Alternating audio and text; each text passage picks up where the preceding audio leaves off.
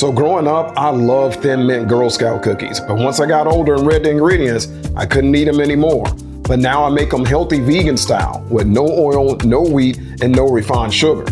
And today, I'm going to show you how to make your own. All right, so today we're going to be making my favorite Girl Scout cookie, Thin Mint, healthy vegan style. And I emphasize healthy vegan style because a typical Girl Scout cookie, a Thin Mint, has 17 different ingredients, some of which are things I would never eat, like soy lecithin and cornstarch and palm oil, etc., etc. But we're going to be using only nine ingredients, much healthier than those. Let's talk about what they are. We're going to be using some oat flour, some almond flour. We're going to be using a mix of unsweetened chocolate discs as well as some date sweetened chocolate chips to make our chocolate that we're going to dip our cookies in. Now, by all means, you could use only unsweetened or only sweetened chocolate if you prefer, but I prefer to use this mix so it has the right consistency and the right flavor to it, at least for my preference. Now, anytime I talk about chocolate, people ask me where I get date sweetened chocolate and the brands of chocolate and cocoa that I prefer. I talk about all that in my app, hveating.com. If you want to check out my app, I talk about all my favorite brands. We're also going to be using some cashew butter. You could use a different type of butter if you want, a different type of nut butter. We're going to use some peppermint, some organic peppermint flavor. We're going to use some date paste, some cacao powder, some baking soda, and then some date sugar, some ground date sugar. This is just dehydrated dates, ground up, still a very healthy sweetener. So these 9 ingredients are what we're going to use to make these delicious Thin Mint Girl Scout cookies. Let's start putting them together. Okay, so the first thing I'm going to do is get all of my dry ingredients in the bowl and mixed up really well. I'm going to start with my almond flour. And next, I'm going to add my oat flour. Now, a little word about oat flour. When I have oat flour, I actually take the rolled oats that I use and I grind them myself into oat flour. So it's a little bit different than the oat flour you would buy at the store. The oat flour in the store is a little finer. So if you're using larger amounts and I give you my measurement, you might need to add a little bit less if it's store-bought. But with this amount, I don't think that would matter.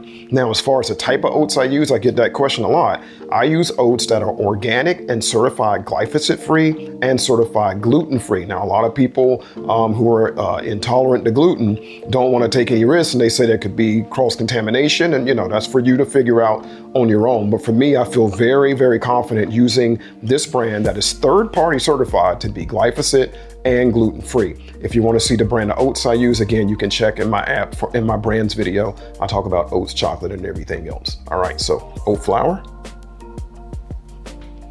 cacao powder, baking soda,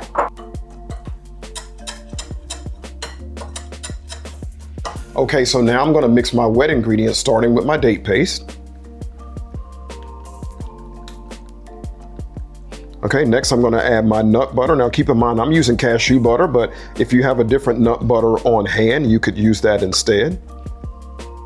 Now, another thing that I wanted to mention is that when I'm using nut butter in my recipes, I always use organic, oil-free, sugar-free nut butter. I just wanted to mention that. So if you're looking for a nut butter and you want to get the same nut butter that I use, it's always oil-free and always sugar-free.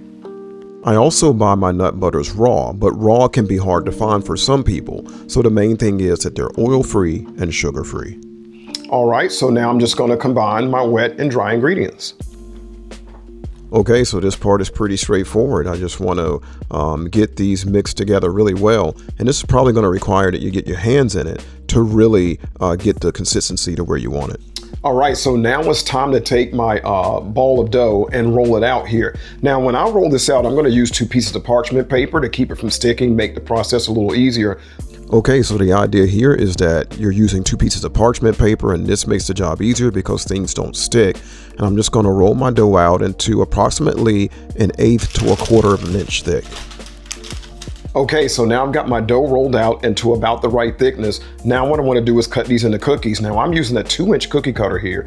I have several of these in different sizes. You could cut them a little bigger or smaller if you prefer, but I found that 2 inches is just about right, pretty much like an authentic Girl Scout cookie. One more thing, as I cut these and go, the dough is going to start to stick here a little bit. And what I want to do is keep a wet paper towel, and then I can just kind of remove the sticky parts off of there so that it doesn't, interfere with me cutting the cookies into nice pieces. All right, let's cut them now. Okay, so again, I'm using a 2-inch size cutter here. You could make them bigger or smaller. And if you have kids, this would be a great place to let them help out. All right, so now I have my cookies cut. Now I'm gonna take my cookies and transfer them into the pan here. If you're enjoying this video, please like and subscribe below. Okay, so now I put what I've had cut onto the pan here, and as you can see, I have some extra pieces here that were in between the cookies that I cut. So what I'm gonna do now is take these pieces and make another ball of dough, a small ball of dough, roll it out and cut these into cookies as well.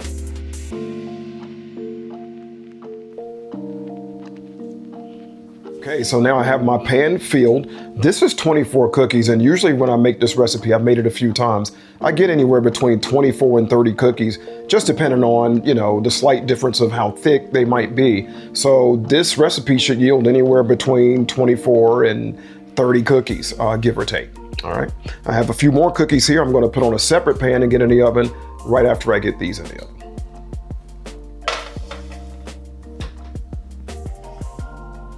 Okay, so I've taken my cookies out of the oven now. Now I'm going to get them onto a cooling rack and let them sit and cool, and then we'll be dipping them in the chocolate layer.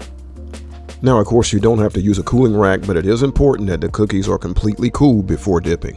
Okay, so now I've had my cookies cooling, and they're cool to the point that they're ready to be dipped. We're going to dip them in chocolate. That's where the chips and the disc come in. So I'm going to heat them up, get them melted, and then we'll dip them and let it dry. Now I just wanted to show you, give you an example of the cookies here. Once they have cooled and they're ready to go, they're gonna be nice and crispy and crunchy, just like the inside of a Thin Mint. So you can hear that and see that it's nice and crisp and crunchy. And that's what you want. Once we put the chocolate on them, it'll be just like the real deal, only healthier, of course. Let's melt some chocolate. Now this method is important because it helps the chocolate melt evenly without overcooking or scorching it. So I've got my chocolate melted. Now it's just a matter of getting our cookies dipped in the chocolate and then letting them cool. Now there's several different ways you could go about this, but I'm going to show you the way that I prefer for dipping the cookies that I think makes it pretty easy and less messy. Okay, so my process is I'm going to take a fork and I'm going to get the cookies well covered in chocolate, and then just tap the fork on the side of the bowl to get the excess chocolate to fall off, and then neatly, almost perfectly place them on the pan. Okay, that wasn't so perfect, but anyway, you get the idea. Then we're going to get them in and out of the refrigerator, and they are done. All right, so they're done. Delicious Thin Mint cookies, healthy vegan style. Just as good, if not better, than the original.